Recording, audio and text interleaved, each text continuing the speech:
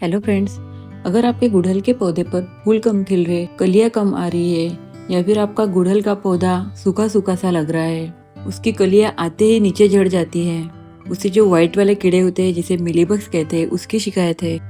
अगर आपके प्लांट पर जो नई पत्तियां आ रही है वो सुकड़ी और छोटी पत्तियां आ रही है। आज की वीडियो में मैं अपने प्लांट्स को एक ऐसी चीज का इस्तेमाल करने वाली हूँ जो कि हम सभी के किचन में आसानी से मिल जाता है।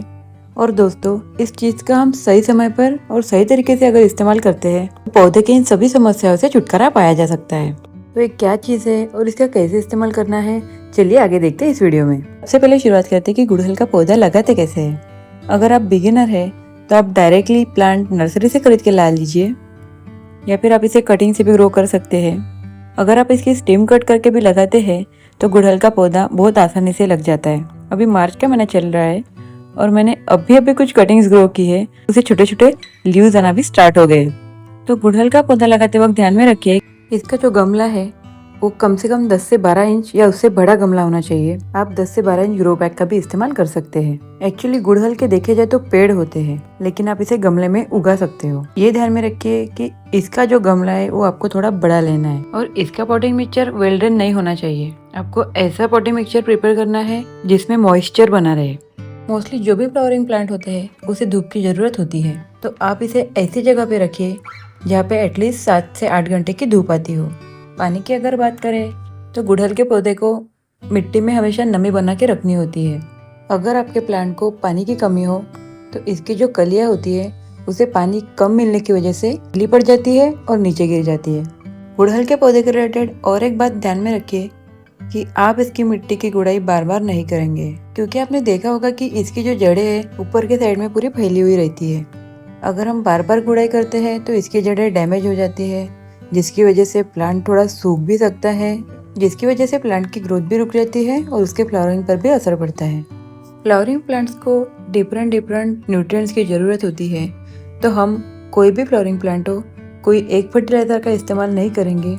हम 15-15 दिन के डिस्टेंस से इसको दूसरा फर्टिलाइजर देते रहेंगे। हमको कोई भी फर्टिलाइजर अपने प्लांट्स को कंटिन्यूसली नहीं देना है। तो चलिए देखते हैं कि वो कौन से ऑर्गेनिक फर्टिलाइजर है जो हम हमारे प्लांट पर इस्तेमाल करने वाले हैं। आज जो फर्टिलाइजर हम यूज करने वाले हैं ये आप गुड़हल के साथ साथ आपके बगीचे के जो बाकी के प्लांट्स है उनको भी दे सकते हैं। ये फर्टिलाइजर बनाने के लिए मैं यहाँ पे चाय पत्ती का इस्तेमाल करने वाली हूँ। आप चाहे तो यहाँ पे यूज चाय पत्ती भी यूज कर सकते हैं, लेकिन सबसे पहले चाय पत्ती को अच्छे से वॉश कर ले, उसे सूखा ले, बाद में ही आप इसका इस्तेमाल कर सकते हैं। यूज चाय पत्ती उतनी बेनिफिशियल नहीं रहेगी क्योंकि उबालने के बाद उसमें जो न्यूट्रिएंट्स होते हैं वो कम हो जाते हैं। मैं यहाँ पे फ्रेश चाय पत्ती का इस्तेमाल कर रही हूँ। आधे लीटर पानी में 1 स्पून चाय पत्ती का इस्तेमाल करने वाली हूँ और मैं एक सिंगल प्लांट के लिए बना रही हूँ। अगर आपके घर में ज्यादा प्लांट है तो आप उसके हिसाब से इसकी क्वांटिटी बढ़ा सकते हैं। साथ ही मैं इसमें आधा चम्मच हींग ऐड कर रही हूँ। हींग में भारी मात्रा में calcium, phosphorus, iron, carotene, protein, fibre और कार्बोहाइड्रेट जैसे पोषक तत्व पाए जाते हैं। साथ ही ये आपके प्लांट्स पर इंसेक्टिसाइड्स का भी काम करती है और एक फर्टिलाइजर के तौर पर भी आप इसको यूज कर सकते हैं। हींग एक एंटीबैक्टीरियल होने की वजह से ये आपके प्लांट को फंगस, कीड़े, मिलीबग से भी बचाती है। अगर आप इस फर्टिलाइजर को तुरंत यूज करना चाहते हैं तो आप गुनगुना पानी लें, नहीं तो आप इसे दिन भर की धूप में रखे नेक्स्ट डे आप इसे यूज कर सकते हैं। ध्यान में रखिए कि ये फर्टिलाइजर आपको ढक के रखना है। ये फर्टिलाइजर को देने से पहले अगर आपके गमले में सूखे हुए पत्ते हैं या जो भी कचरा है वो हटा दीजिए और इसकी बहुत हल्के हाथों से गुड़ाई कर लीजिए। ध्यान रखिए कि इसकी रूट डैमेज नहीं होनी चाहिए। गुड़ाई करने के बाद अगर हम तुरंत फर्टिलाइजर को देते हैं तो वो फर्टिलाइजर की जो भी न्यूट्रिएंट्स है वो तुरंत हमारे रूट्स तक पहुंच जाती है, जिसकी वजह से प्लांट्स असर दिखाना स्टार्ट करता है। सो कोई भी फर्टिलाइजर देने से पहले प्लांट्स की गुड़ाई अवश्य करें। अब ये हमारी फर्टिलाइजर रेडी हो चुकी है। मैंने यहाँ पे आधा लीटर बनाया था तो मैं इसमें आधा लीटर और पानी ऐड करूँगी और ये फर्टिलाइजर हम हमारे प्लांट को धीरे धीरे देंगे। अगर हम एकदम से डाल देते हैं तो ड्रेनेज होल से पूरा पानी निकल जाएगा, जिसकी वजह से हमारे प्लांट्स को कोई फायदा नहीं होगा।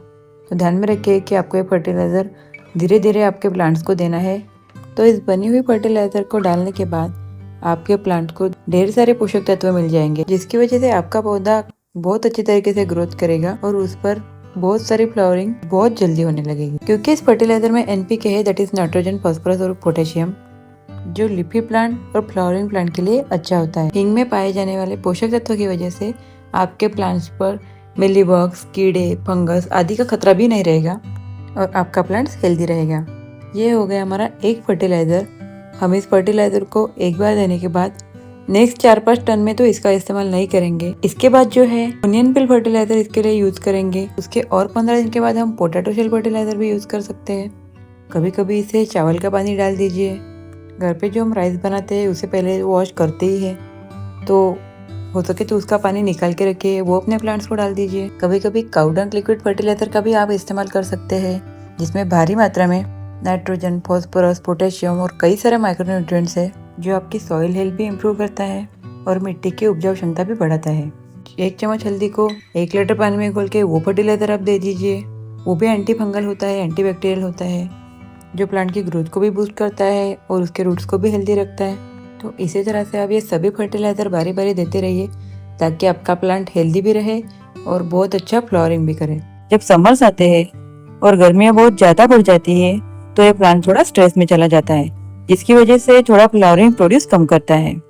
समर के 2-3 महीने अगर हम छोड़ देते हैं, तो बाकी के सीजन में ये प्लांट बहुत अच्छे से फ्लावरिंग करता है। अगर आप फ्लावरिंग वाला प्लांट पसंद करते हैं जो खूबसूरत भी दिखे, साथ ही पूजा के लिए भी इसके फूल का उपयोग किया जाता है, साथ ही इसके कई सारे मेडिसिनल यूज है। चाय पत्ती और हींग का जो फर्टिलाइजर हमने आज की इस वीडियो में बनाया, अगर आपके प्लांट्स को मिलीबग्स की शिकायत है या उसके पत्ते खाई हुए हैं, खास करके मनी प्लांट को ये प्रॉब्लम होती है, इसका स्प्रे भी अपने प्लांट्स पर करते हैं तो आपको उससे छुटकारा मिल जाएगा। आई होप कि ये वीडियो आपके लिए हेल्पफुल रही हो। अगर आपको कोई भी क्वेरी हो तो आप कमेंट में ज़रूर बताइए। अगर आपको ये वीडियो पसंद आई हो तो लाइक और सब्सक्राइब जरूर कीजिए।